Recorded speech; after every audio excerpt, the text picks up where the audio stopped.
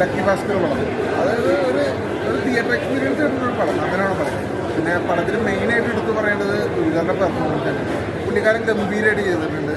പിന്നെ last climax ഒക്കെ ആകുമ്പോൾ പുള്ളിക്കാരൻ ഒരു കോടീശ്വര, അതൊരു മില്യനറായിട്ട് വന്ന സംഭവമൊക്കെ അതൊക്കെ പുള്ളിക്കാരുടെ ലെവല് ആക്ടിങ്, പുള്ളിക്കാരുടെ സ്റ്റൈലും കാര്യങ്ങളൊക്കെ കാണുമ്പോൾ തന്നെ നമുക്ക് വായിച്ചെടുക്കാൻ പറ്റും. കാരണം പുള്ളി അങ്ങനത്തെ കാരനായി ജീവിക്കണം എന്നുള്ള ഒരു സംഭവം അതൊക്കെ ഗംഭീരമായിട്ട് ചെയ്തിട്ടുണ്ട്. മെയിനായിട്ട് കഥ പറയുന്നത് പറഞ്ഞാൽ ഒരു ബാങ്കിങ്ങും മറ്റേ ഷെയർ അങ്ങനത്തെ സംഭവങ്ങളൊക്കെയാണ് പടത്തിൽ മെയിനായിട്ട് പോകുന്നത്.